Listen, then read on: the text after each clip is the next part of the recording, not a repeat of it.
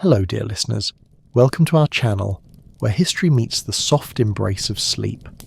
If you're enjoying this journey into the past, please hit that like button, subscribe for more soothing historical content, and most importantly, leave a comment below telling us what profession you currently work in, and what profession you would have wanted to do if you lived in medieval times. Now, dim those lights, maybe turn on a fan for some gentle background noise, get comfortable under your blankets, and let's travel back together to a time when being an executioner meant living in the shadows of society. You wake up in a small, cramped cottage on the outskirts of town, the kind of place where the morning light struggles to break through the gaps in the wooden shutters. Before you even open your eyes, you can smell the distinct odour of your profession, a mixture of iron, decay, and something else. Something that never quite washes away no matter how many times you scrub your hands in the cold river water. You are an executioner in medieval Europe, and from the moment you took your first breath in this world, your fate was sealed, not by choice, but by the cruel lottery of birth. Your father was an executioner, his father before him, and now you. You didn't choose this life, it chose you, wrapped itself around your family like chains that have been passed down through generations. As you sit up on your straw mattress, no memory foam here, just packed hay that's gone flat and lumpy over the months. You can hear the distant sounds of the town waking up, roosters crowing, cartwheels creaking on cobblestone streets, the cheerful calls of merchants setting up their stalls in the market square. But you know that when you eventually make your way into town, those cheerful sounds will fade, replaced by whispers, turned backs, and mothers pulling their children closer as you pass. This is your reality. This has always been your reality. You remember being 5 years old, playing near the edge of the village green where other children were tossing a leather ball back and forth. You wanted so desperately to join them, to feel what it was like to be part of their laughter and games. You took a tentative step forward, your small hand reaching out, and then one of the older boys saw you. His face changed instantly, from joy to something like fear, or maybe disgust.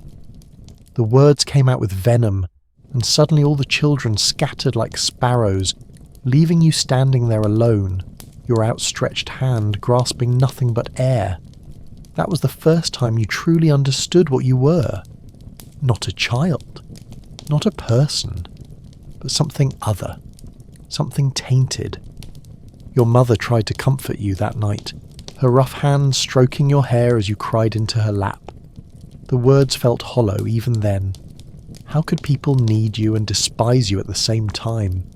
It was a paradox that your young mind couldn't quite grasp, but you would spend the rest of your life living inside that contradiction. The cottage you live in sits deliberately apart from the other houses, positioned on the very edge of town like a warning, or a quarantine. No one wants to live too close to the executioner's family. There's a superstition that death itself clings to your walls, that bad luck radiates from your doorway like heat from a forge, and so you exist in this strange liminal space, close enough to the community to serve its needs, but far enough away to be forgotten when those needs aren't immediate. You stand up, your joints cracking. Even though you're only in your early 30s, your body feels older.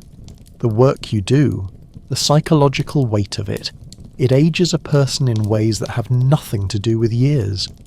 You pull on your clothes, dark, practical garments that hide stains well.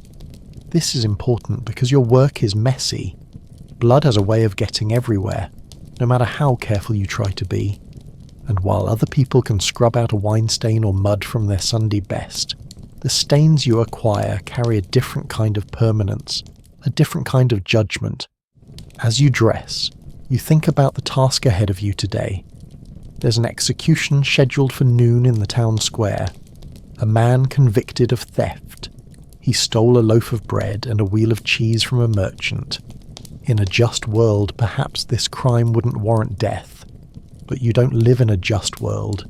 You live in a medieval one, where the value of property often outweighs the value of human life, especially if that human is poor.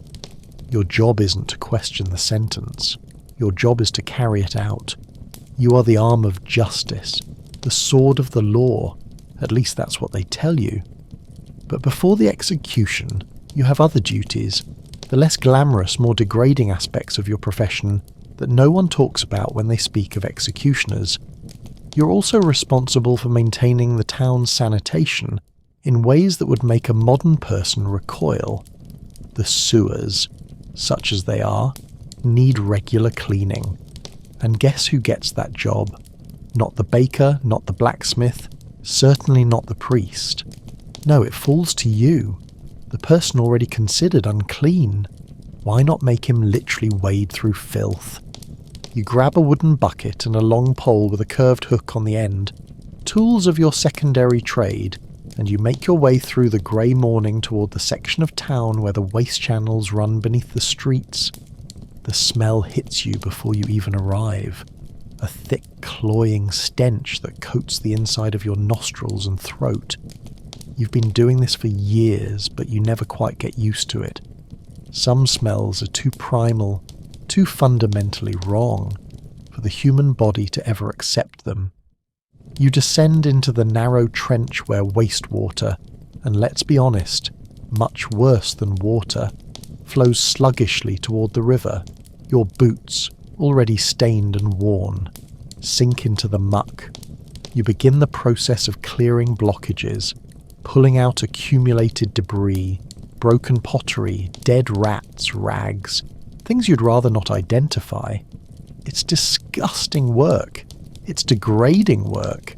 It's work that keeps the town functioning, prevents disease, prevents flooding, and yet, when you emerge later, reeking and exhausted, no one will thank you. They'll just be relieved they didn't have to do it themselves. This is the reality of being an executioner that the stories and legends never mention. You're not just the hooded figure with an axe. You're also the person who does every job that's considered too demeaning, too dangerous, or too cursed for respectable citizens. You're the one who hauls away bodies when plague strikes.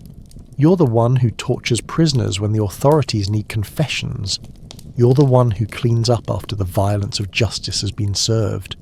You're simultaneously essential and reviled, needed and hated. You are the person society cannot function without but refuses to acknowledge as fully human. After finishing the morning sanitation work, you trudge back to your cottage to clean yourself as best you can. There's a barrel of rainwater outside, cold and slightly stagnant, but it's what you have. You strip off your filth-covered clothes and scrub your skin with harsh lye soap, the kind that leaves your hands raw and cracked. You scrub until your skin is red, until the worst of the smell is gone. Though you know from experience that a faint trace will linger. It always does. It's as if the work you do seeps into your very pores, becoming part of your identity in a way that no amount of washing can remove. You put on your execution clothes. These are different from your everyday wear, slightly more formal, almost ceremonial. There's an irony in this, the need to dress appropriately for the act of taking a life, as if putting on a clean shirt somehow sanctifies the violence. You check your tools. Your axe needs to be sharp. This is crucial. A dull blade means a botched execution, and a botched execution means the condemned suffers unnecessarily, and you suffer the crowd's anger and ridicule. In a profession where you're already hated, incompetence can turn that hatred into something far more dangerous. You run your thumb carefully along the axe blade, testing its edge. It's sharp enough to split a hair. Good. You've spent hours at the whetstone creating this edge. This is one area where you take genuine pride in your work. Not because you enjoy killing. You don't, despite what people assume. But because a quick, clean death is the last mercy you can offer to the condemned. It's the one aspect of this entire grim business where skill and care actually matter. The walk into town is always the same. You move through streets that suddenly seem to empty ahead of you. as if you're some kind of plague that people flee from. Shopkeepers who were calling out their wares moments before fall silent as you approach. Women clutch their children's hands and hurry to the other side of the street. Men turn their faces away, refusing to meet your eyes. It's not personal, you tell yourself. Though of course it is personal. How could it not be? You think back to your wedding day, 3 years ago now. You married the daughter of another executioner from a neighbouring town. It was an arranged match, of course. No one else would have you. The families of executioners form a sort of separate caste, marrying among themselves because no respectable family would ever allow their daughter to wed a hangman's son. Your wife is a good woman, kind in her way, but there's a sadness in her eyes that never quite goes away. She too grew up knowing she was different, knowing she would never be invited to the other girls' homes, never be included in their secrets and games. Your wedding was held in a small chapel on the outskirts of town, not the main church, of course. The priest who performed the ceremony did so with visible reluctance, rushing through the words as if your union might contaminate the holy space. There was no celebration afterward, no gathering of friends and family filling a hall with laughter and music, just a quiet meal with your parents and hers. 4 people who understood what it meant to be permanently outside the circle of normal human society. You remember trying to attend regular church services when you were younger. Your family would arrive early, taking seats in the very back. You would sit there, spine straight, trying to be as unobtrusive as possible. And yet, even in that holy place supposedly dedicated to God's love and acceptance, you could feel the discomfort radiating from the other parishioners, the way they shifted in their seats, the way they angled their bodies away from you. After the service, when everyone gathered outside to chat and exchange news, your family would slip away quickly, unseen and unacknowledged. Eventually you stopped going altogether. What was the point of seeking spiritual community in a place where you were made to feel like a spiritual contaminant? As you near the town square, you can hear the crowd gathering. Executions are public spectacles, entertainment for the masses. People bring their children, vendors sell meat pies and ale. It has the atmosphere of a festival. There's something deeply disturbing about this, the way death becomes theatre, the way your grim duty becomes someone else's afternoon diversion. But you've learned not to think about it too much. That way lies madness. You have to maintain some emotional distance, some protective barrier between yourself and the weight of what you do. Otherwise, you'd crumble under the psychological burden. You make your way to the platform that's been erected in the centre of the square. Rough wooden planks raised about 4 feet off the ground so everyone can see. There's a post with iron shackles, a basket filled with sawdust to absorb the blood. Everything prepared according to the ritual that's been performed countless times before. The executioner's scaffold is the one place where your presence is not just tolerated but required. Here, you are the central figure, the protagonist in this dark drama. It's a strange kind of power, hollow and terrible, but power nonetheless. The crowd is growing larger, faces you recognize. The baker who refuses to sell you bread directly, making you leave your coins on the counter so he doesn't have to touch your hand. The cooper who charges you twice the going rate for barrels, knowing you have nowhere else to go. The magistrate who passes the sentences but never has to carry them out. All of them here to watch you work, to see justice done, to participate in this communal act of violence while maintaining their own innocence. After all, they're just spectators. You're the one with blood on your hands. The condemned man is brought out. He's young, perhaps 20 years old. His face is pale, eyes wide with the unique terror that comes from knowing exactly when and how you're going to die. He's been held in the town jail for 2 weeks awaiting this moment. 2 weeks to contemplate his fate, to imagine the axe falling, to say goodbye to whatever life he thought he might have. He stumbles as the guards lead him up the steps to the platform, his legs barely supporting him. You've seen this many times, the way the body begins to fail even before death arrives, as if it's trying to escape what's coming. Your role now is to guide him into position. Your hands, those hands that no one else will touch, now grip his shoulders, steering him to the block where he'll kneel. You can feel him trembling, violent shudders running through his body like waves. The words come out incomplete, trailing off into nothing, unfinished thoughts about mercy or speed or forgiveness. All of these, probably. You position him carefully, making sure his neck is properly aligned. This matters more than people realize. The angle, the positioning, the way his shoulders are set. All of these factors determine whether the execution will be clean or messy. You've seen executioners who are careless or inexperienced, who swung their axes with bravado but without precision. The results were horrifying.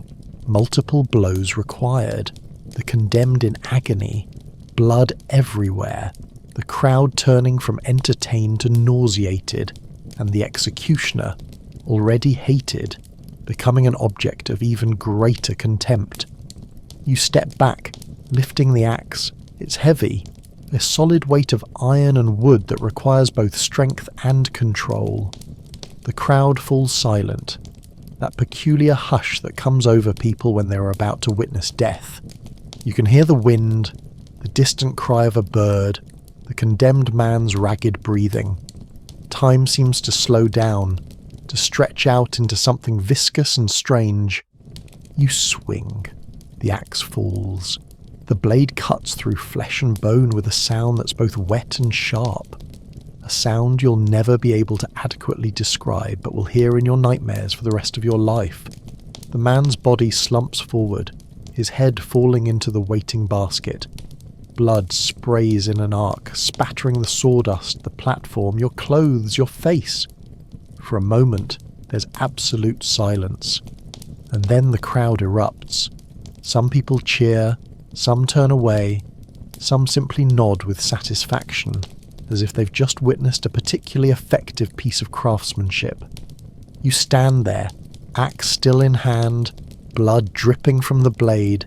You are the instrument of the law, the arm of justice, the community's appointed killer, and in this moment, despite the crowd around you, you have never felt more alone. This is what people don't understand about your profession. Every execution is a public act, but the psychological weight of it is entirely private. No one else carries this burden. No one else goes home with these memories. No one else lies awake at night seeing the faces of the people they've killed. The guards move in to remove the body. Your job now is to clean the platform, to reset everything for the next time, because there's always a next time. Crime doesn't stop. Poverty doesn't stop. Desperate people making desperate choices doesn't stop. And so you will stand here again, next week, next month, as many times as the law requires. You are permanent, you're inevitable, you're the dark necessity that allows society to pretend it is civilized. As you scrub blood from the wooden planks using water from a bucket and a stiff brush, people begin to disperse, returning to their shops, their homes, their normal lives. For them, this was an interlude, a break from the mundane routine. For you, it was work. Grim, soul-crushing work that you'll carry with you long after they've forgotten the condemned man's name. They'll go home and eat dinner. They'll laugh with their families. They'll sleep peacefully. And you'll do the same things, but with a different weight, a different quality of consciousness. Later, as the sun begins to set, you return home. Your wife is cooking something over the fire, a thin stew made from vegetables and a few scraps of meat. She looks up as you enter, her eyes scanning your face, reading the exhaustion there. She doesn't ask how it went. She never does. What would be the point? She knows. She's lived this life too. Grew up in a household where death was the family business, where normalcy was a distant dream. You sit at the rough wooden table, Your hands, those hands that held the axe just hours ago, now holding a simple wooden spoon, scooping stew into your mouth, tasting nothing. You're not hungry, but you eat because your body needs fuel, because tomorrow there will be more work, maybe another execution, maybe torture. Yes, torture. That's another part of your duties that people prefer not to think about. When the authorities need information from a prisoner, when they need a confession to legitimize a punishment they've already decided upon, they call on you. The torturer and the executioner are often the same person. After all, you're already damned in the eyes of society. Why not pile on more sins? You've become skilled at it, knowing exactly how much pain to inflict without causing unconsciousness or death. It's a terrible expertise, one that makes you hate yourself a little more each time you employ it. There are tools, devices designed specifically for causing suffering. The rack, which stretches a person's joints until they dislocate. The strappado, which suspends someone by their arms wrenched behind their back. The thumb screws, the boot, the pair, each with their own particular method of inflicting agony. You've used them all. You've watched strong men reduced to sobbing, broken creatures. You've extracted confessions that may or may not have been true, because at a certain point people will say anything to make the pain stop. This is the part of your job that truly haunts you, the executions. Those feel like justice, even if you personally disagree with the sentences. The law has been followed, a crime was committed, a punishment was decreed. But the torture, that exists in a moral grey area that makes your stomach churn. You're causing suffering for information. You're breaking human beings to serve the interests of power, and yet you have no choice. To refuse would be to mark yourself as unreliable, to potentially lose your position, and then what? Your family would starve. You have no other skills, no other prospects. This is all you know, all you've ever been allowed to be. You finish your stew in silence. Your wife clears the bowls, moving about the small cottage with practiced efficiency. You watch her, this woman who shares your isolation, your stigma, and you feel a wave of tenderness mixed with profound sorrow. She deserves better than this, deserves a husband who can walk freely through the town, who can provide her with friendship, community, a normal life. Instead, she has you. She has this half-life on the margins of society. That night, you lie on your straw mattress, your wife's warm body beside you, and you stare up at the dark ceiling. In the distance, you can hear the sounds of the town, laughter from a tavern, a dog barking, the night watch calling out the hours, normal sounds, sounds of people living normal lives. And here you are, the executioner, the torturer, the man who does the terrible work that allows those normal lives to continue. You close your eyes and you try to sleep, but sleep doesn't come easily. It never does. Morning arrives too soon, grey light filtering through the cracks in your shutters, pulling you from dreams that were more like nightmares, fragments of memory mixed with imagination, faces of the dead, voices from the past. You wake with a start, your heart pounding, your body covered in cold sweat. This is how most of your mornings begin. There's no gentle awakening for someone in your profession, no peaceful transition from sleep to consciousness. Just this sudden, jarring return to reality, this immediate awareness of who and what you are. Your wife is already awake. She's learned to move quietly in the mornings, to let you wake in your own time. She's heating water over the fire for washing. You can see her silhouette against the dim light, and you feel that familiar mixture of gratitude and guilt. Gratitude that she's here, that you're not completely alone in this existence, and guilt that you've trapped her in this life, this isolation, this permanent state of otherness. Today there's no execution scheduled, which should feel like a relief. But the absence of that particular duty just means you'll be assigned other tasks. the ones that are somehow even more degrading. You've been told to clear out the town's prison cells. A plague swept through last month, killed 3 prisoners who were awaiting trial.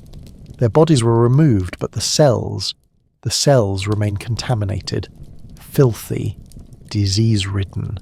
And of course, no one else will do it. Why would they risk infection when they have you?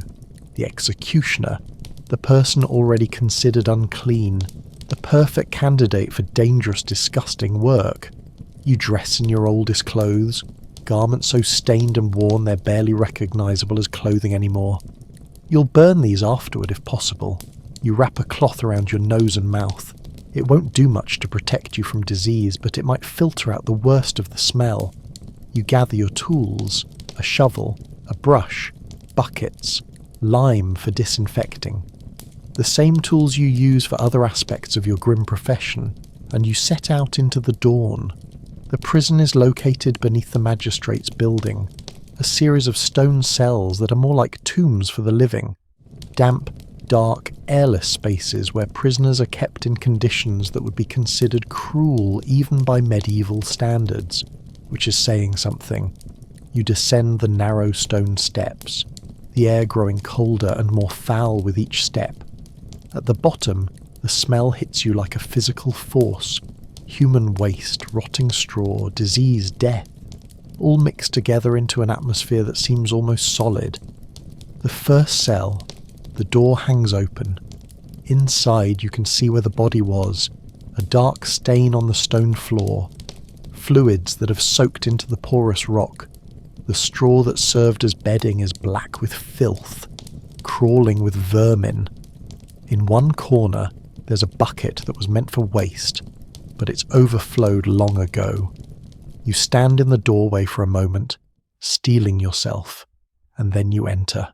The work is methodical, disgusting, but methodical.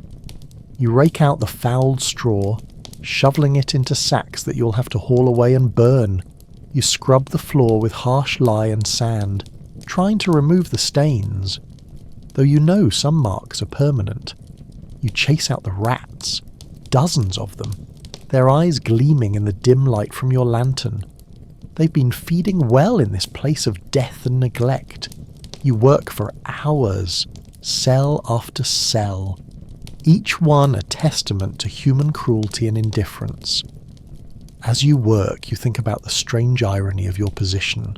You are the executioner, the man who kills by law's command, and yet you spend more time dealing with the aftermath of death and decay than you do actually causing it. You're a janitor of mortality, cleaning up the messes that society creates but doesn't want to acknowledge.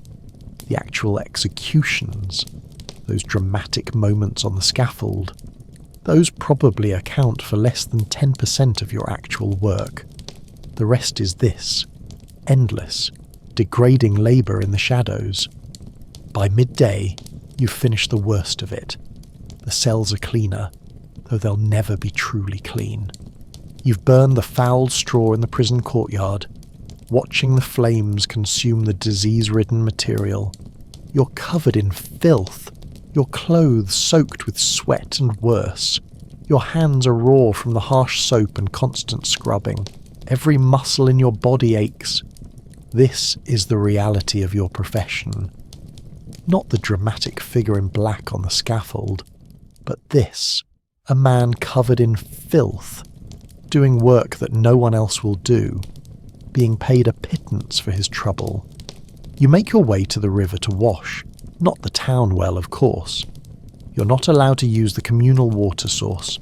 The fear of contamination extends to everything you touch, so you walk to a secluded spot downstream, where the water flows past the town and carries away its waste. How fitting. You strip off your clothes, tossing them onto the bank. You'll deal with them later, maybe burn them, maybe try to wash them if you can't afford to replace them, and you wade into the cold water. The current is strong here, pulling at your legs, trying to sweep you downstream. You sink down until the water reaches your chest, and you begin to scrub, using sand from the riverbed as an abrasive. trying to scour away not just the physical filth, but the feeling of contamination that goes deeper than skin. You scrub until your skin is red and tender, until your fingers are numb from the cold water, and still you don't feel clean. You never feel clean. As you emerge from the river, water streaming from your body, you see a group of children on the far bank. They've stopped their play to stare at you. One of them points. There are words you can't quite hear. And then they all laugh. That particular cruelty that only children can achieve, innocent and vicious at the same time. You stand there, naked and dripping, exposed in every possible way, and you feel something inside you harden just a little more. Another small death of hope. Another moment of understanding that this is your fate. Permanent, unchangeable, absolute. You dress in the spare clothes you brought with you, and you begin the walk back to your cottage. Your stomach is growling. You haven't eaten since last night, but the thought of food makes you vaguely nauseous. The work you do, the sights you see, the smells you endure, they have a way of suppressing appetite, of making the normal pleasures of life seem distant and unreachable.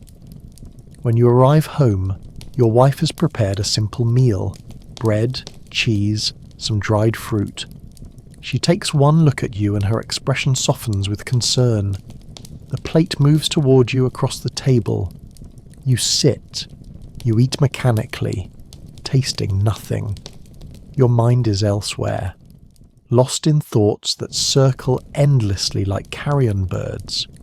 Thoughts about the nature of justice, about the structure of society, about what it means to be the person everyone depends on but no one respects. After eating, you should rest, but rest feels impossible. There's a restless energy in your body, a need to move, to do something. You decide to maintain your tools. This is something you can control, something where your skill and care actually matter. You take out your axe, your knives, the various implements of your trade, and you begin the process of sharpening, oiling, checking for damage.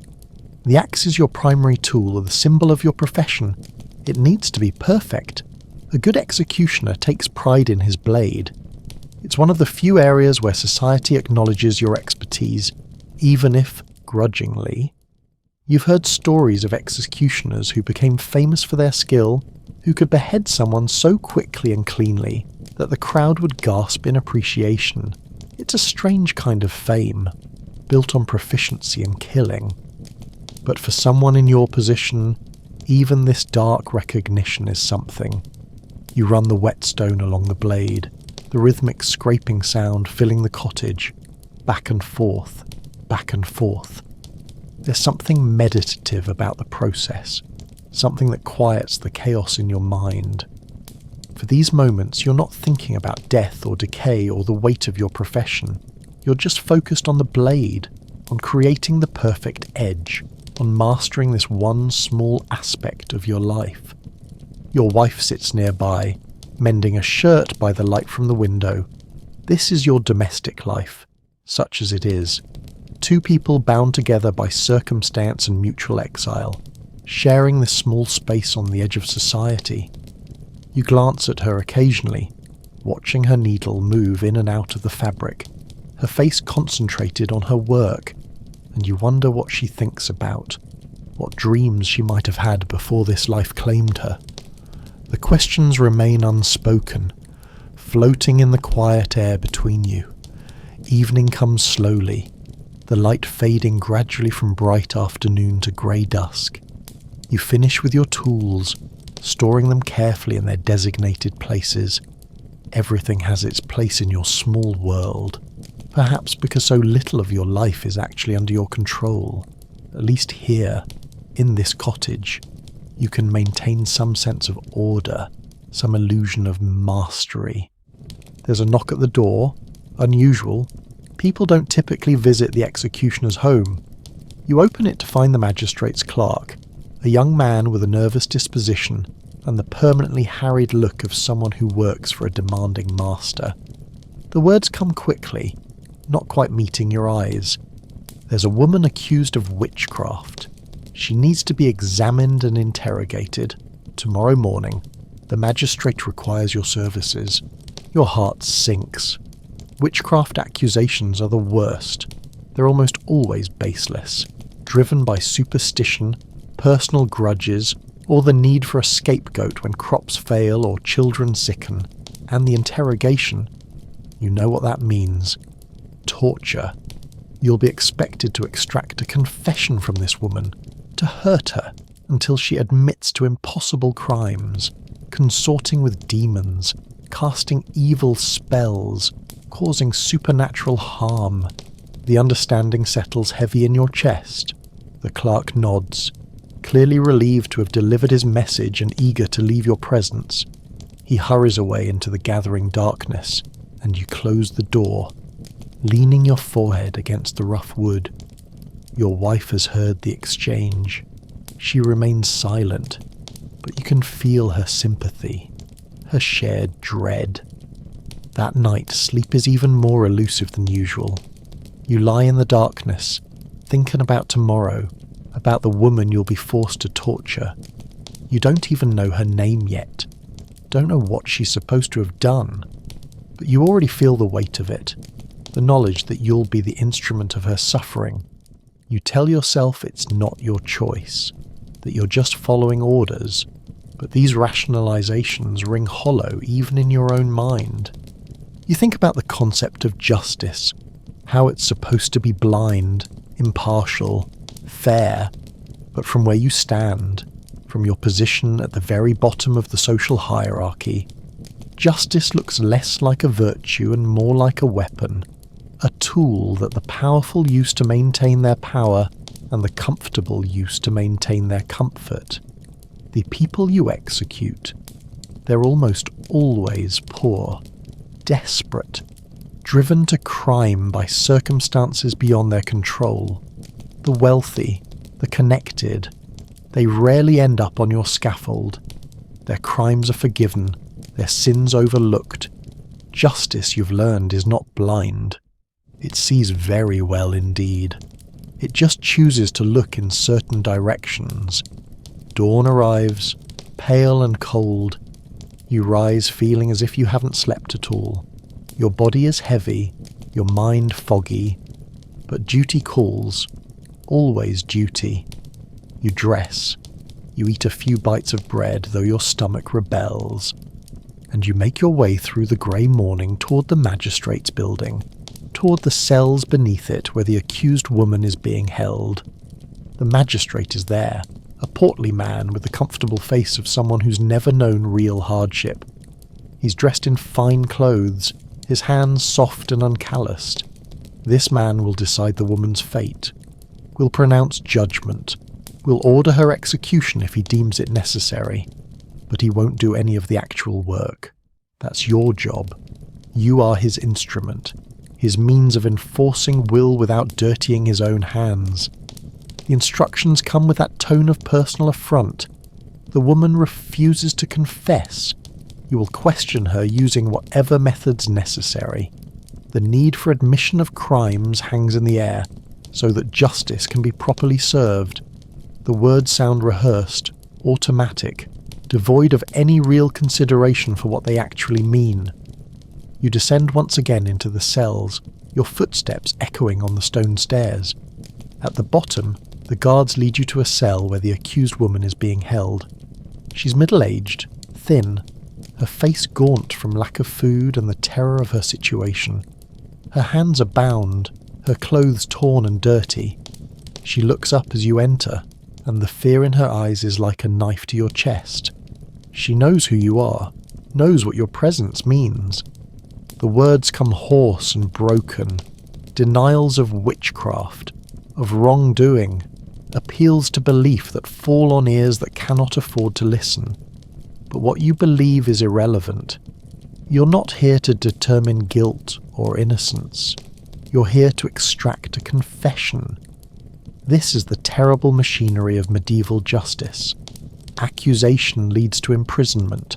Imprisonment leads to torture. Torture leads to confession. confession leads to execution. The outcome is predetermined. Your role is simply to move the process along. You begin with questions, gentle at first, asking her about the accusations, about her activities, about anything that might be construed as suspicious. She denies everything. Of course she does. She's innocent. But innocence is not a defense when the system has already decided your fate. The magistrate grows impatient. He nods to you, the signal to begin the physical interrogation. You bring out the strappado, a simple device but devastatingly effective. The woman's hands are tied behind her back.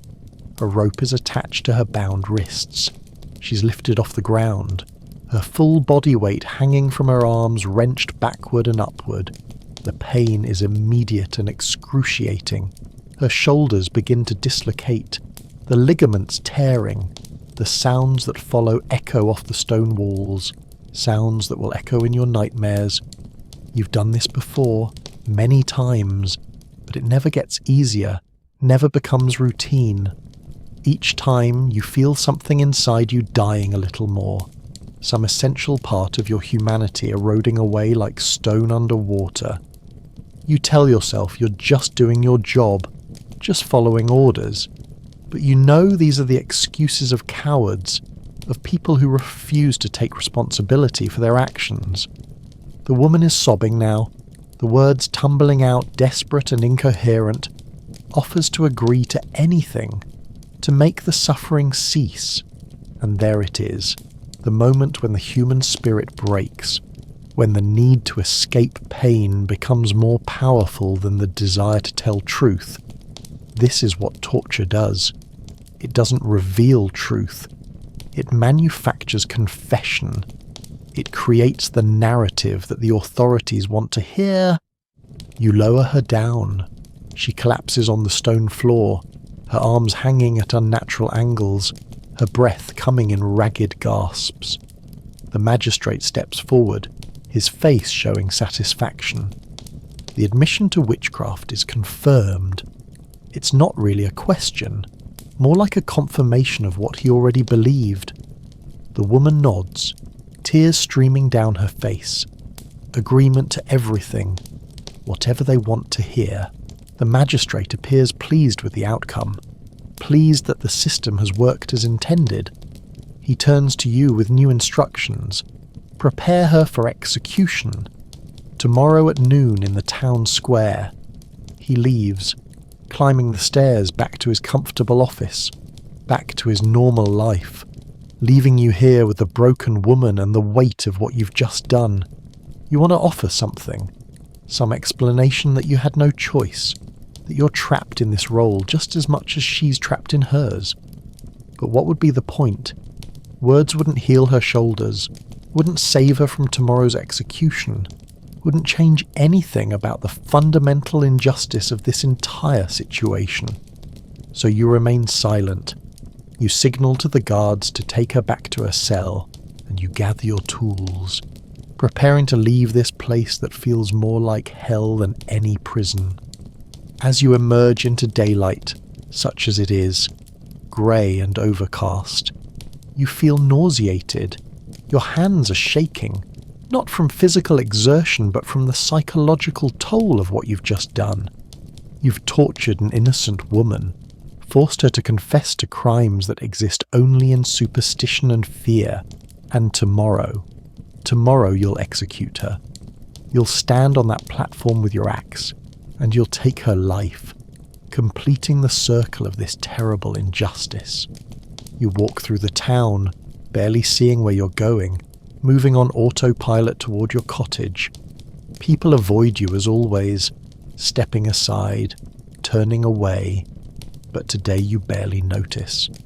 Your mind is consumed with the woman's face, her cries, the way her body went limp when the pain became too much to bear. This is your life. This is what you do. Day after day, year after year. An endless parade of suffering and death. When you reach home, your wife takes one look at you and knows. She doesn't need to ask. She's seen this look before, the haunted expression of someone who's been forced to do something unforgivable. She guides you to sit, brings you water, her hands gentle on your shoulders. The words come soft but offer little comfort, just acknowledgement of the bad situation, the trap with no escape. But the questions remain. Can you be a good person while doing terrible things, even if those things are commanded by law, even if refusal would mean your own destruction? These are questions without answers, philosophical puzzles that keep you awake at night, that gnaw at whatever remains of your conscience. That evening you sit by the fire, staring into the flames, watching them dance and flicker, consuming the wood, turning solid matter into smoke and ash. You think about transformation, about how things change form but never really disappear. The wood becomes fire, becomes smoke, becomes memory, and the person you were, the child who once dreamed of a different life, what has he become? What ashes remain of those early hopes and innocence? The night passes in fragments, moments of fitful sleep interrupted by waking, by memories, by the anticipation of what tomorrow will bring. When dawn finally arrives, you feel no relief, just a dull resignation. The day has come. You will execute the woman. You will end a life that should not be ending. And then, after it's done, you'll go home, and eventually there will be another execution, another prisoner, another soul to dispatch into whatever lies beyond this mortal realm. You go through your morning routine mechanically, washing, dressing, sharpening your axe one final time. The blade gleams in the early light, perfect, ready, capable of delivering a quick death, which is the only mercy you can offer. Your wife watches you prepare, her face solemn. She knows not to try to comfort you with empty words. There is no comfort to be found in what you're about to do. You arrive at the town square earlier than necessary. The scaffold is already prepared, sawdust spread, the block positioned, everything ready for the morning's grim theatre. The crowd is beginning to gather. They always do, drawn by the spectacle of death, by the opportunity to see justice served, or what passes for justice in this brutal age. The woman is brought out. She can barely walk, her shoulders still damaged from yesterday's torture. The guards have to half carry her to the platform when she sees you standing there with your axe. Something in her expression changes, not exactly resignation, more like a terrible understanding, a recognition that this is the end, that all the fear and suffering of the past days has been leading to this single moment. You guide her to the block, your hands steadier than your heart. You've learned to separate your body from your emotions, to let your physical self perform the necessary actions, while your mind retreats to some distant place where it doesn't have to fully acknowledge what's happening. It's a survival mechanism, the only way to continue in this profession without going completely mad. She kneels, places her neck on the block. You can see her trembling, hear her making sounds that might be prayer or might just be incoherent terror.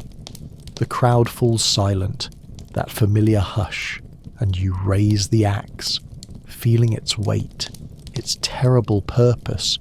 Time stretches, elongates, and then you swing.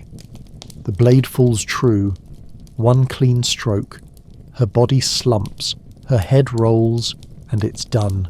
Another execution completed, another life extinguished. The crowd responds with their usual mixture of satisfaction and morbid curiosity. Some applaud, some turn away, most just stare, processing what they've witnessed, feeling whatever complex emotions arise when you watch a human being killed.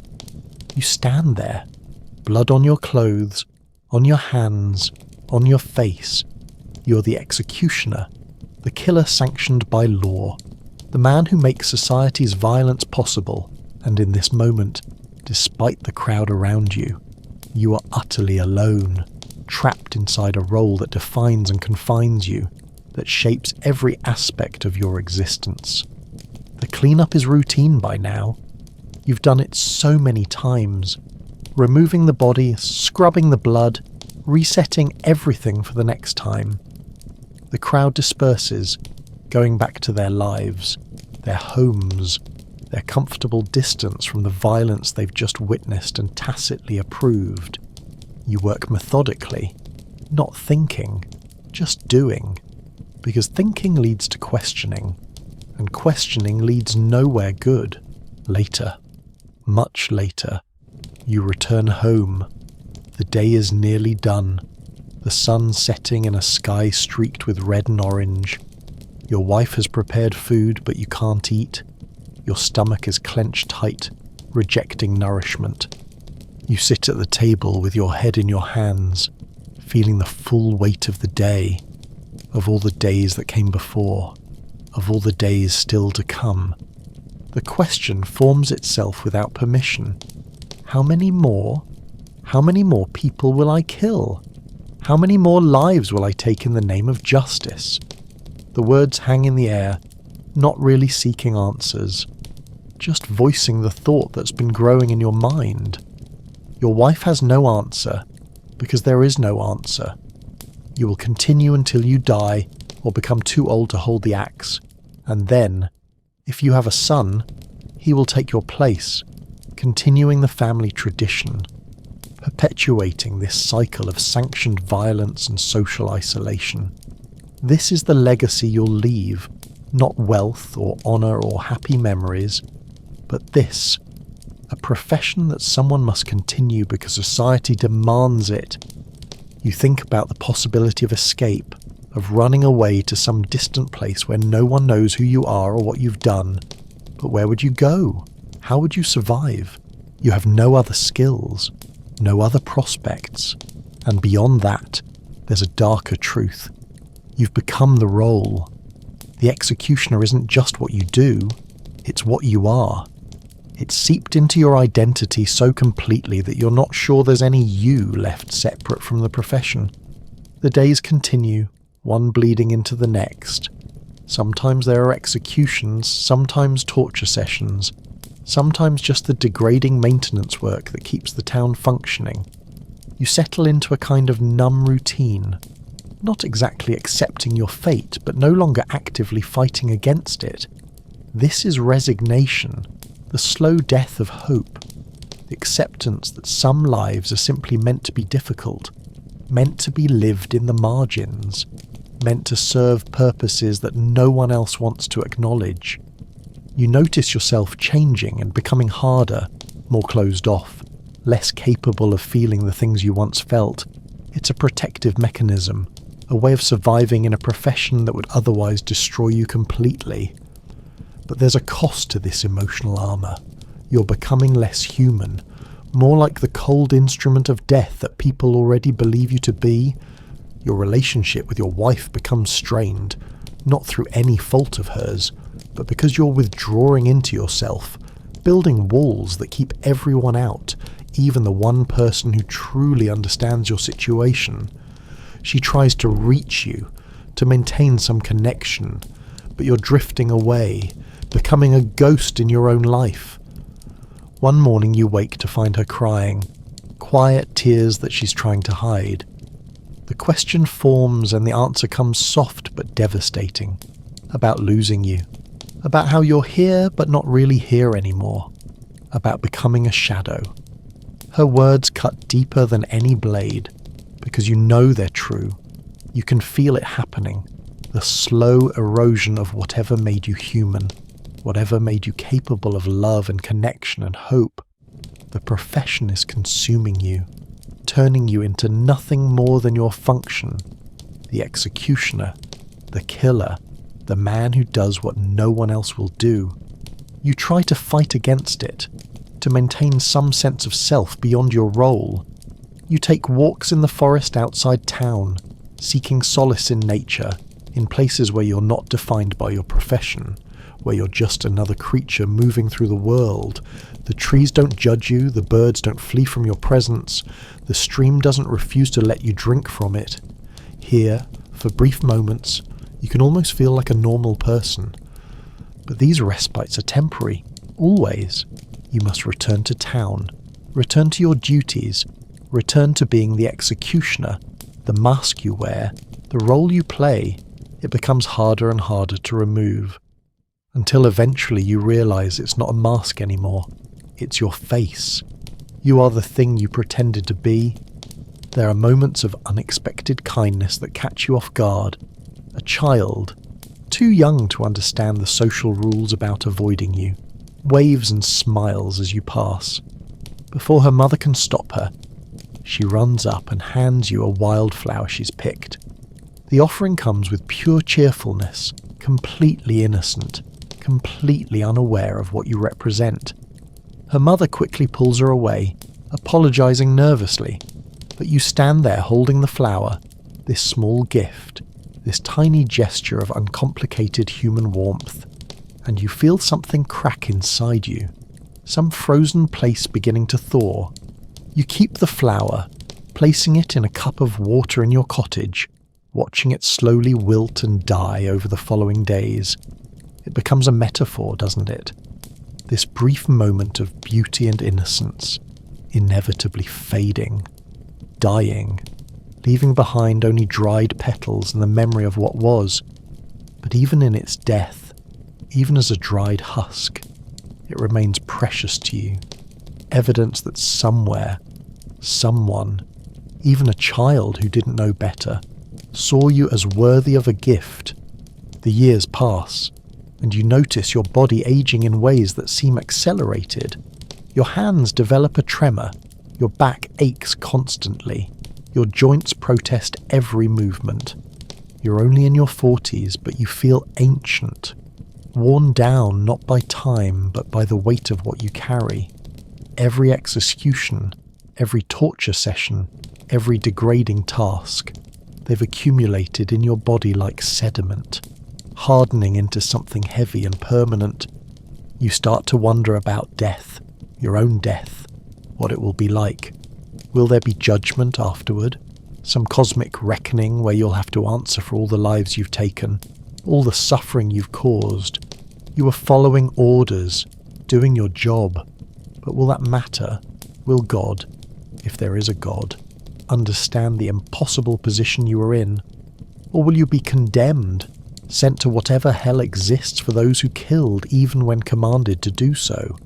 These theological questions plague you, especially on sleepless nights when the ghosts of the dead seem to crowd around your bed. You can see their faces, remember their names, recall the last words many of them spoke. They haunt you, not with malice necessarily, but with their presence, with the sheer accumulated weight of lives cut short. You've become a vessel for other people's deaths, carrying them all inside you. A walking memorial to society's violence, one particularly difficult period, several executions in close succession, a plague that requires you to handle contaminated bodies, torture sessions that leave you spiritually shattered. You find yourself standing at the edge of a cliff outside town, looking down at the rocks below. It would be so easy. One step, one moment of decision, and all of this would end. The suffering, the isolation, the unbearable weight of your existence, all of it could stop. You stand there for a long time, feeling the wind on your face, watching the sun set over the distant hills, contemplating the void, the escape, the final solution to the problem of your life. But something stops you. Maybe it's your wife who needs you. Maybe it's simple animal fear. Maybe it's just stubborn persistence, the same quality that's kept you going this long. Whatever it is, you step back from the edge, you turn away, and you walk home.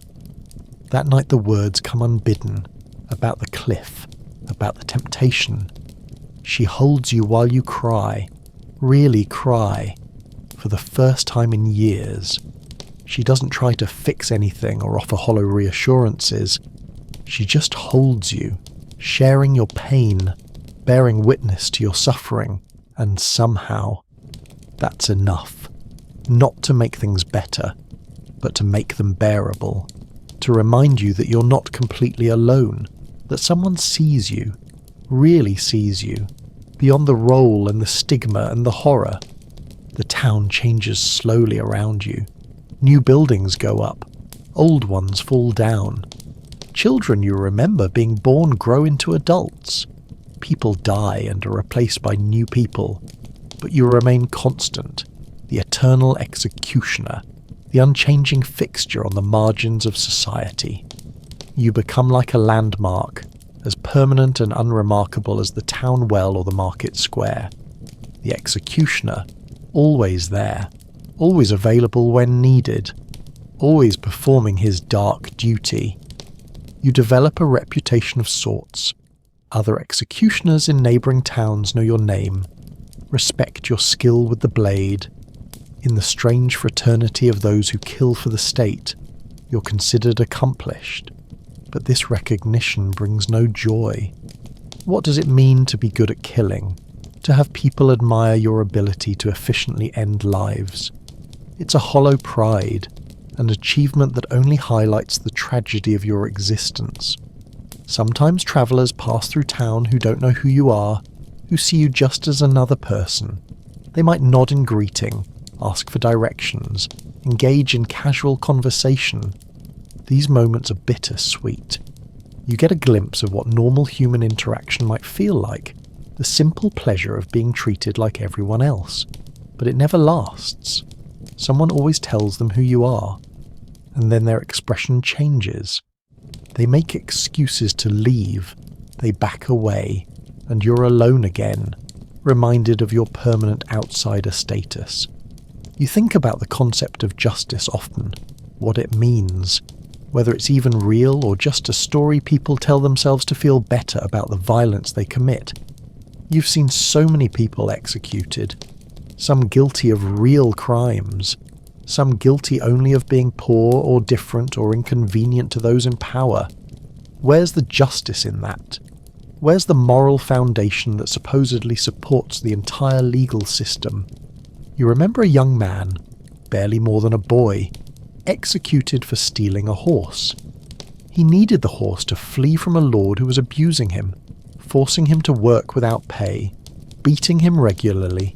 The boy stole the horse to escape, to seek a better life somewhere else, and for this, for trying to free himself from oppression, he was hanged.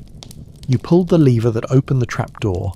You watched him fall, watched his body jerk and twist at the end of the rope, watched him slowly strangle, because hanging doesn't usually break the neck cleanly. It's a slow suffocation, a death that can take minutes of struggling and suffering.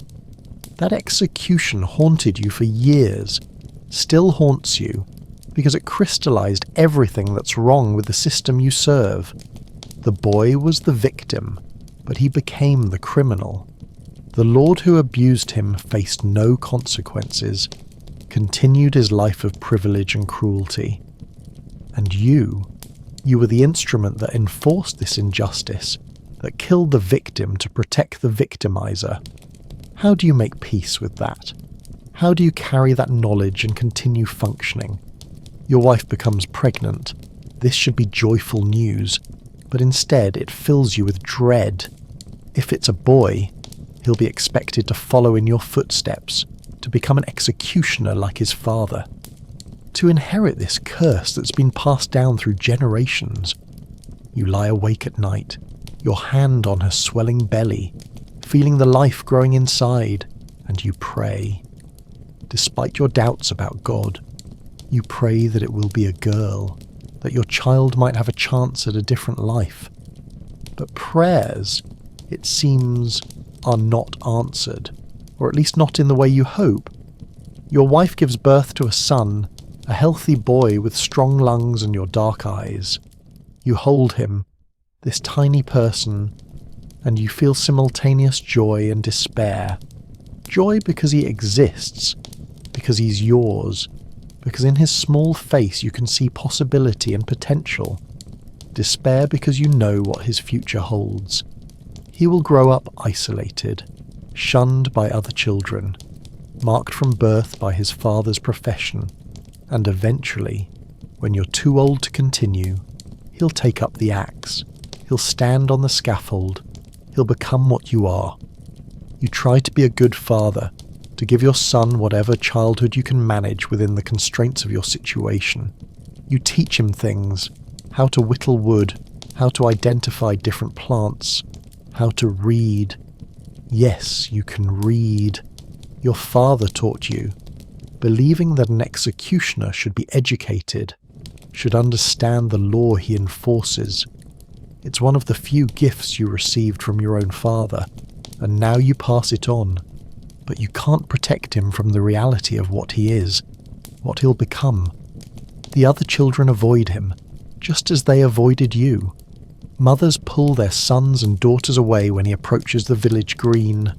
He comes home crying, questions forming about why no one will play with him, what he did wrong, and you have to explain, have to tell your small son that he didn't do anything wrong, that the problem isn't him, it's what you are. It's the family he was born into. How do you explain that to a child? How do you make him understand that he's paying for your sins, for choices you never really made? Your son grows, and you watch the light slowly dim in his eyes, the same way it dimmed in yours. He stops trying to make friends, stops expecting kindness from the world. He becomes quiet, withdrawn, resigned to his fate before he's even 10 years old. You see yourself in him, see the same trajectory of hope crushed by circumstance, and it breaks your heart in ways that all the executions never could. One day he asks you about your work, about what you do. He's old enough now to understand, old enough to have heard the whispers and rumours. You sit him down, and you tell him honestly about the executions, about the torture, about the maintenance work and the social isolation. You don't sugarcoat it. Don't try to make it seem noble or necessary. You just tell him the truth, that this is the work. This is what his life will likely become, and there's nothing either of you can do about it. He listens quietly, his young face serious beyond his years. When you finish, the understanding comes simple and direct, and in that moment, you hate yourself more than you ever have. You've condemned your son, passed on your curse, ensured that another generation will suffer the same isolation and degradation that has defined your life.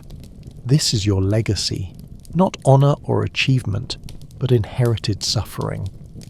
The years continue their march. Your son enters adolescence, begins learning the trade.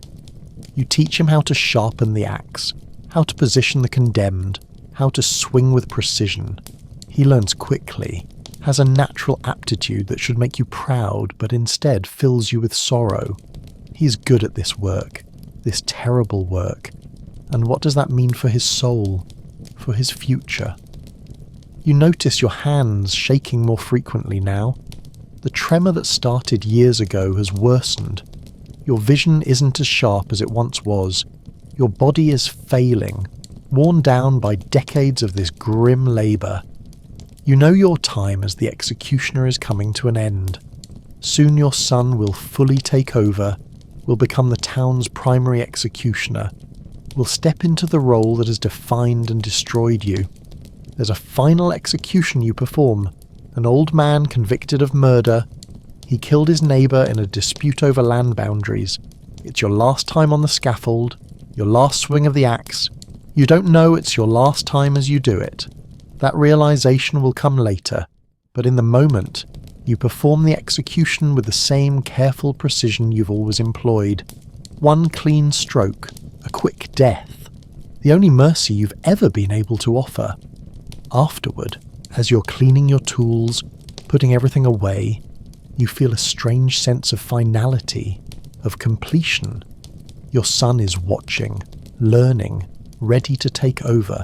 The cycle continues, unbroken, as it has for generations, as it probably will for generations to come. You're not the beginning of this story, and you're not the end. just one more link in an endless chain of sanctioned killers. You retire, not to comfort or honour, but to the same isolated cottage, the same marginal existence, just without the active work.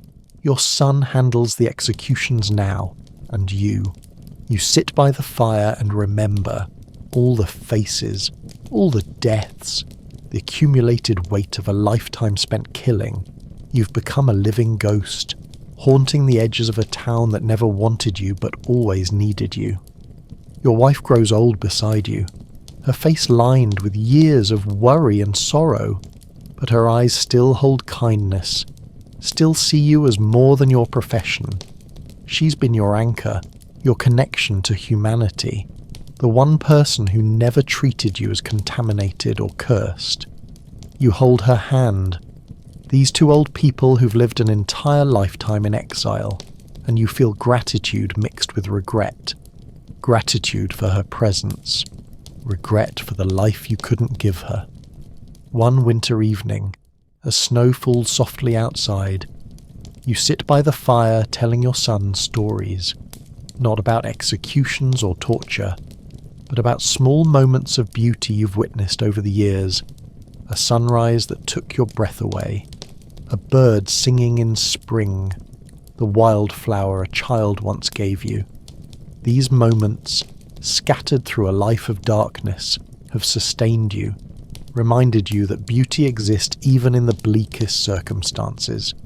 Your son listens, and you hope he understands what you're trying to tell him, that he must hold on to these small moments, these fragments of light, because without them, the darkness will consume him completely.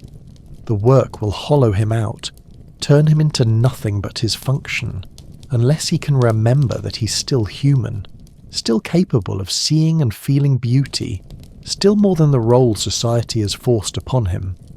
You think about legacy, about what you're leaving behind. It's not wealth. You have almost nothing. It's not honour. Your name is synonymous with death and degradation. It's not even comfort. Your son inherits only a hard life and a profession that will isolate him as thoroughly as it isolated you. But perhaps there's something else. Some knowledge, some understanding of the human condition that can only come from living at its margins. You've seen society from the bottom, from the position of someone simultaneously essential and reviled. You've witnessed the machinery of justice from the inside, seen how it grinds up the poor and the powerless while protecting the wealthy and connected. You've learned that people are capable of great cruelty, especially when that cruelty is sanctioned by law, authorized by tradition, hidden behind the veneer of civilization. But you've also seen unexpected kindness, moments when individuals broke through the social barriers to treat you with basic human decency. The baker who occasionally left extra bread near your door, never acknowledging it, maintaining plausible deniability, but ensuring you had food. The priest who visited once, years ago, to pray with you, to remind you that despite everything, you were still a child of God. These moments were rare, but they mattered. They kept you from losing faith in humanity entirely. As you sit there, old and tired, watching the fire burn low, you realize that your life, for all its hardship and horror, has taught you something important. You've learned about the gap between justice and law, between what people value in theory and what they actually do, between the ideals society professes and the reality it creates. You've learned that evil isn't always obvious.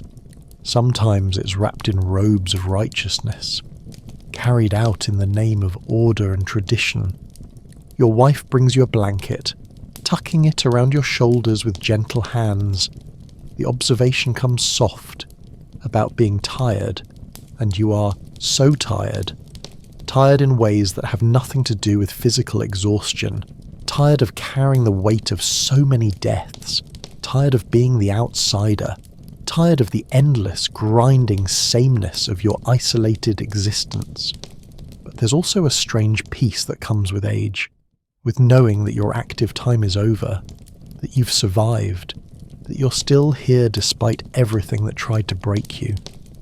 You look at your son, now a grown man, capable, skilled at the terrible trade you've passed to him, and you feel a complex mixture of emotions: pride in his competence, sorrow for his fate, hope that he'll be stronger than you were, that he'll find ways to maintain his humanity in a profession designed to strip it away.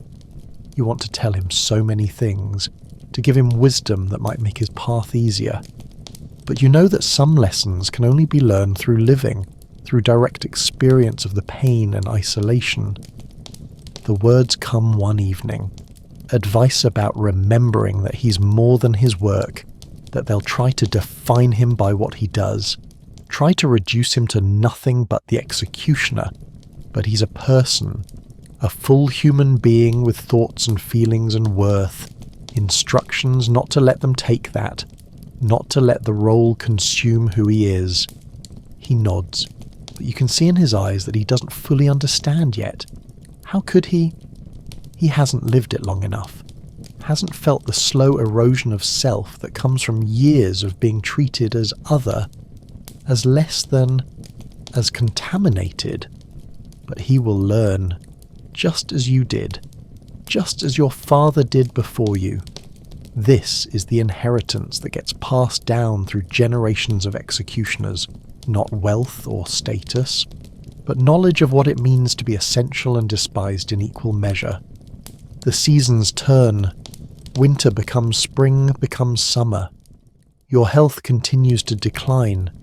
Your body, pushed beyond its limits by decades of hard labour and psychological stress, is finally giving out. You spend more time in bed, drifting between sleep and waking, between memory and present. The boundaries become blurred, and you find yourself reliving moments from throughout your life.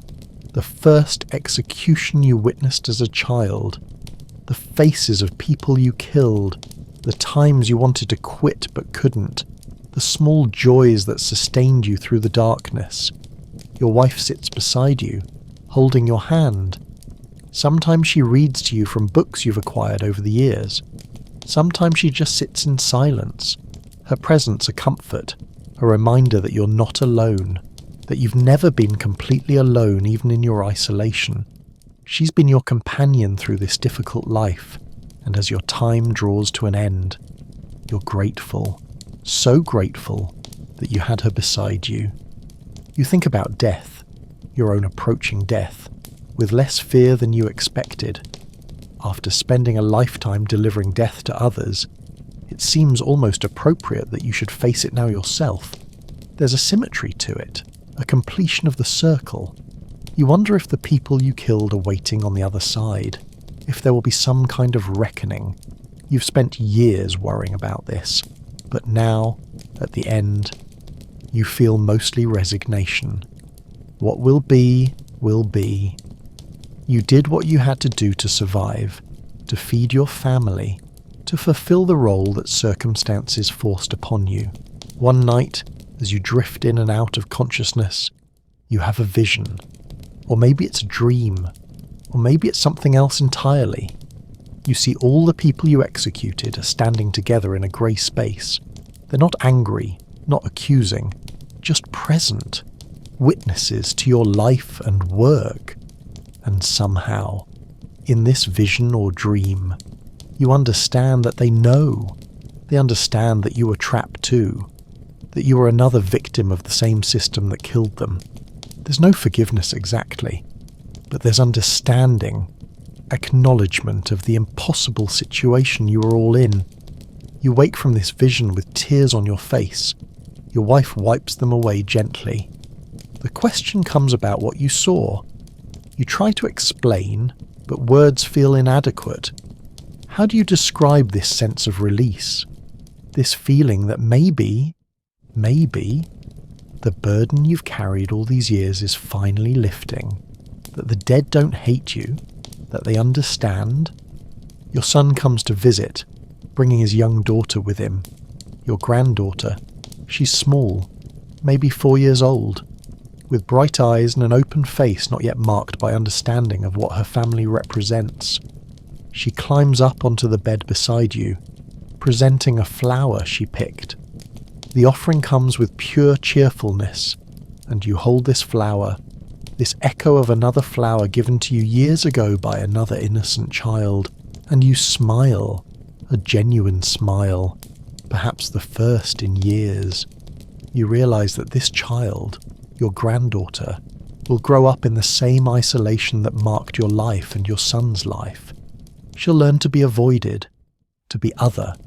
She'll inherit the curse that's been passed down through your family for generations. And yet, in this moment, she's just a child giving her grandfather a flower.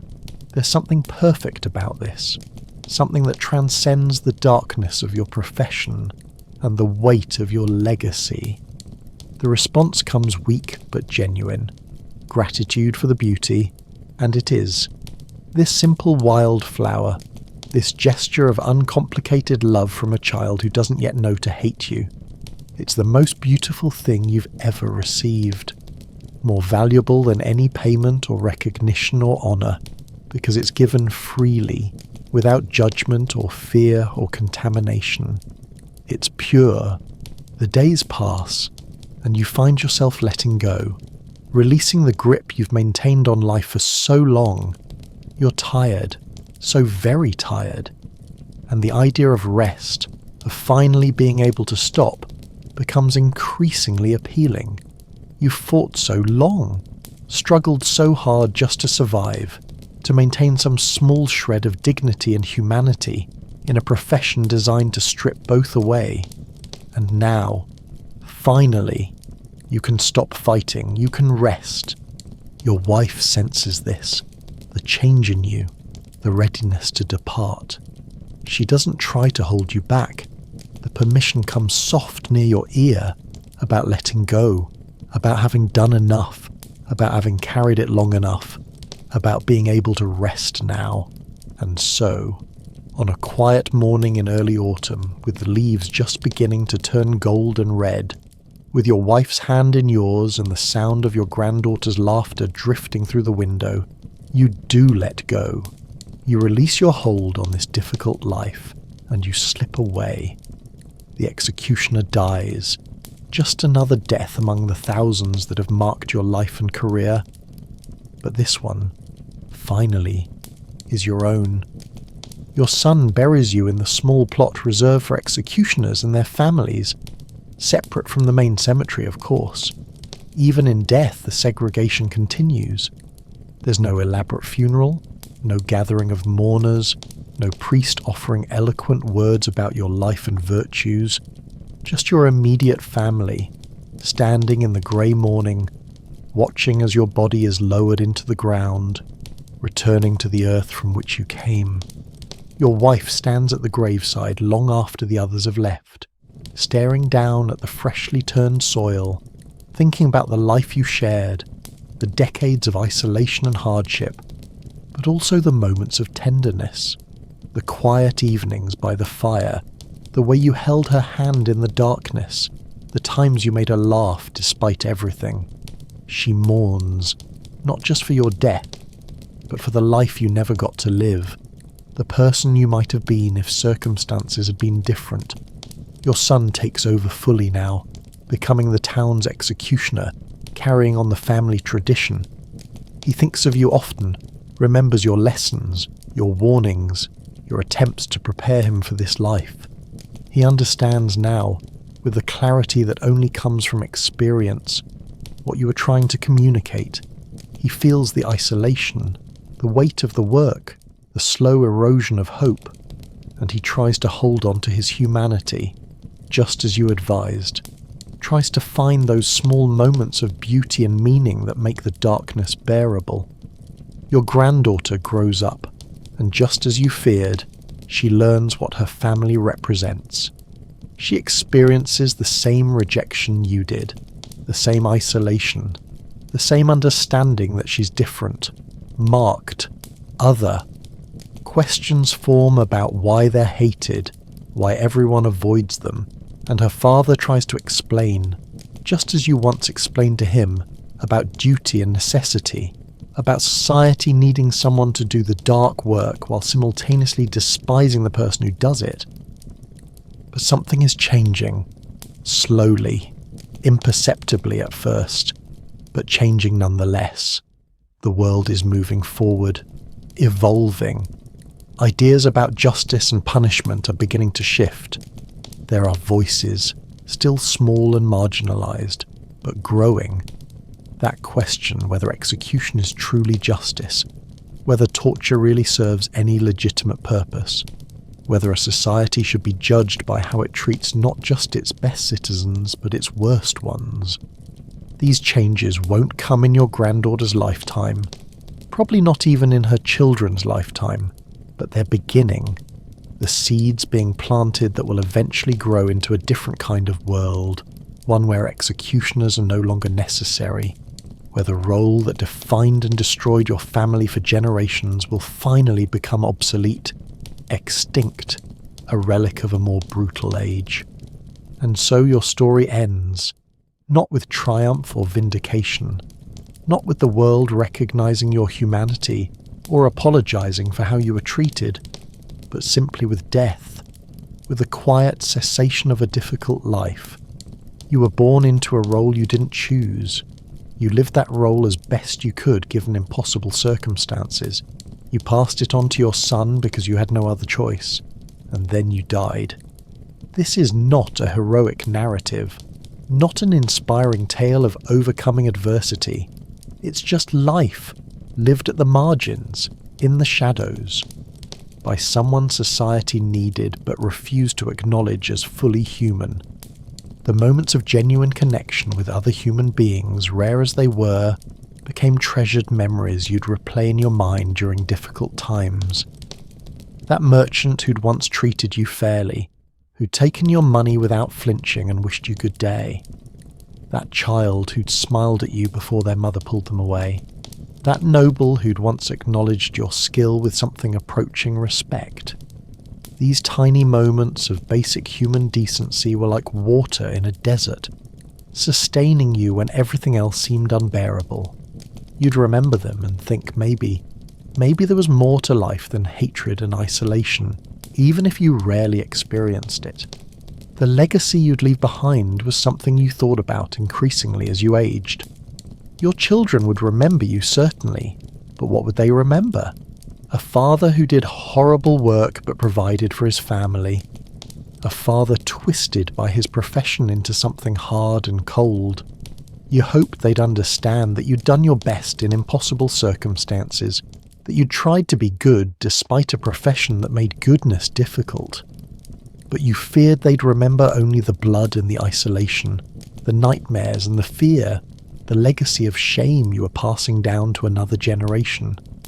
Your death, when it finally came, whether from disease or accident or simple exhaustion, would be met with relief by the community. One less executioner to worry about, one less reminder of unpleasant necessities, one less untouchable person contaminating their town. Your funeral would be small, attended only by family and perhaps a few other executioner families. The priest might conduct a brief perfunctory service, more from obligation than sympathy. You'd be buried outside consecrated ground or in a corner of the cemetery reserved for people like you, marked, if at all, with a simple stone bearing just your name, your profession deliberately omitted because even in death you carried that shame. But before that end, before that final release, you lived your life as best you could, finding small joys where possible, taking pride in competent work even when that work was terrible, loving your family fiercely because they were all you had. You woke each morning, dressed in your stigmatized clothes, and faced another day of being simultaneously necessary and despised, essential and outcast, human and monster. You performed your duties, maintained your equipment, kept your skills sharp, and survived, one day at a time, in a life that was undeniably, unquestionably, absolutely terrible. The medieval executioner's existence was a study in contradictions and cruelty, a life where you serve society while being exiled from it, where you enforce justice while being denied its protections, where you are both absolutely necessary and utterly unwanted.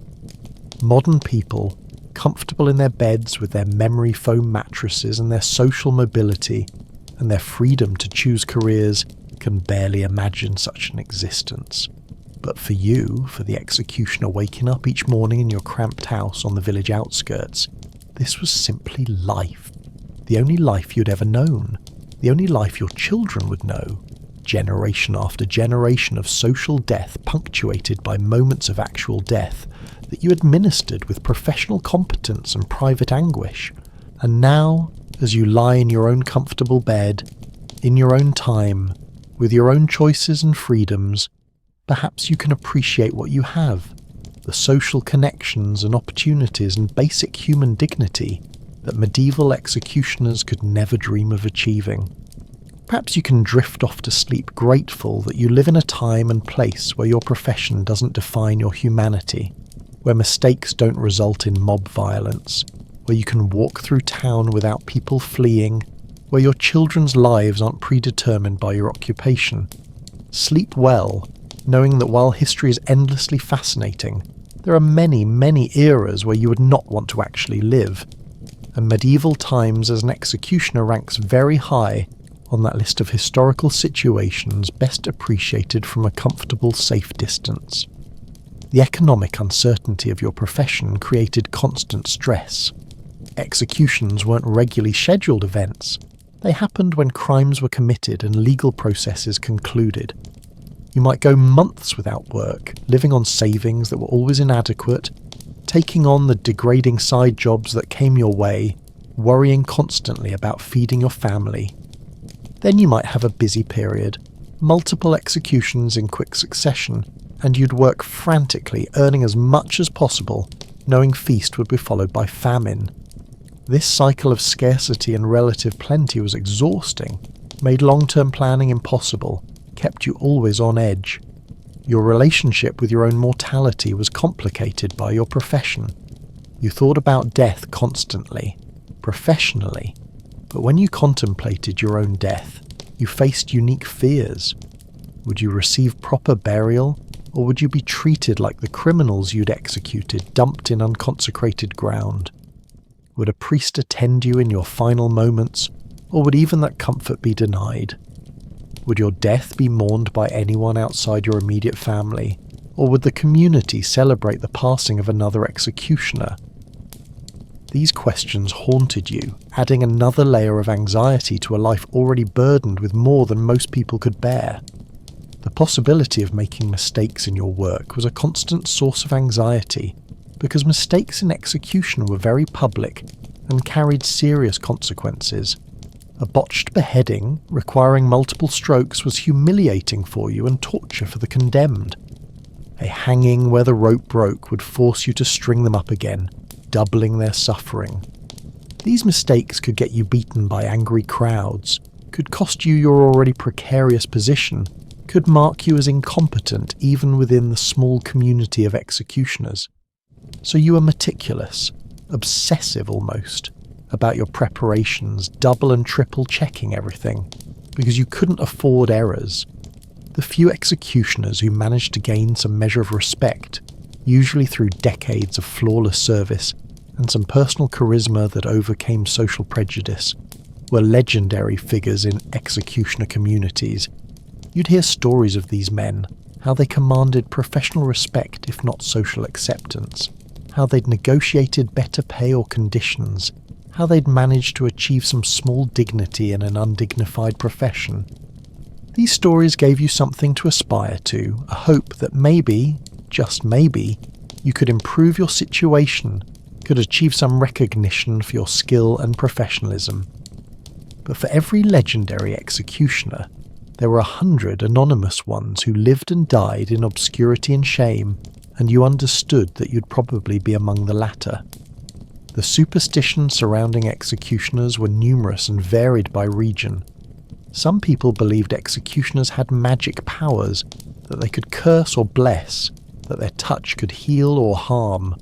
Others thought executioners were in league with the devil, that they'd sold their souls in exchange for the ability to take lives without remorse. None of these beliefs were true, of course, but they affected how people treated you.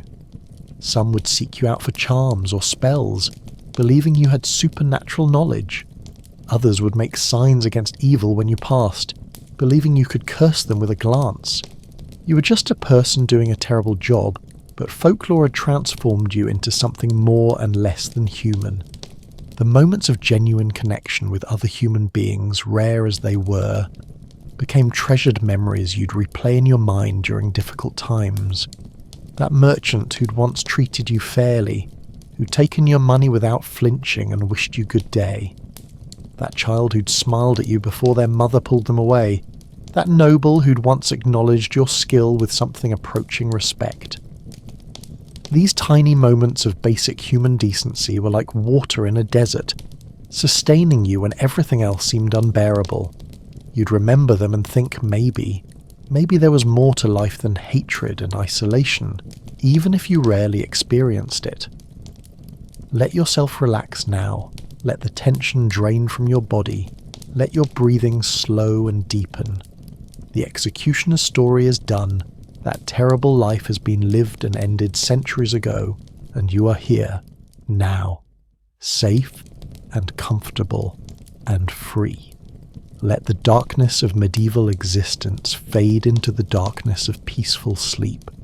Let the weight of historical suffering give way to the lightness of rest, and drift away into dreams that are yours alone, unburdened by hereditary shame or social stigma, or the weight of the executioner's blade. Good night, sleep well, and be grateful for the simple blessing of living in a time when career choices are yours to make, when society's judgment doesn't condemn you from birth, and when sleep comes without nightmares of scaffolds and torture chambers, and the faces of the dying. Rest now, rest deeply, and let this journey into history's darker corners remind you how precious your freedom truly is. But perhaps there's value in this story, in understanding what it meant to be an executioner in medieval times, not the romanticized figure in a hood with an axe, but the real person, the man who woke up each morning and had to live with what he did, who carried the weight of other people's deaths, who was simultaneously essential to social order and completely excluded from social life. Perhaps in understanding this, we understand something about human nature, about the way societies create roles they need but pretend to despise, about the gap between our ideals and our actions, about the people we sacrifice to maintain our own comfort and moral distance. You lived, you suffered, you endured, you did terrible things because you had no choice, or because the alternative seemed worse, or because that's simply what your life demanded of you. You tried to maintain your humanity in a profession designed to strip it away. You loved your wife and your son despite the darkness that surrounded your life. You found small moments of beauty and held onto them like lifelines. You survived in a world that wanted you to be invisible, that needed your services but refused to acknowledge your existence as a person.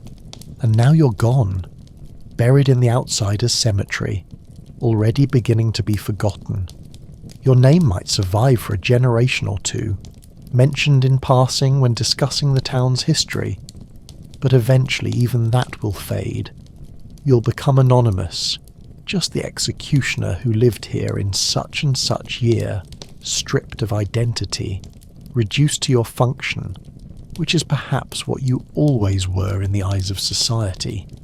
But for those brief moments, when that child handed you a flower, when your wife held your hand in the darkness, when you watched a sunrise and felt something stir in your chest, something that wasn't pain or guilt or exhaustion, in those moments, you were more than the executioner.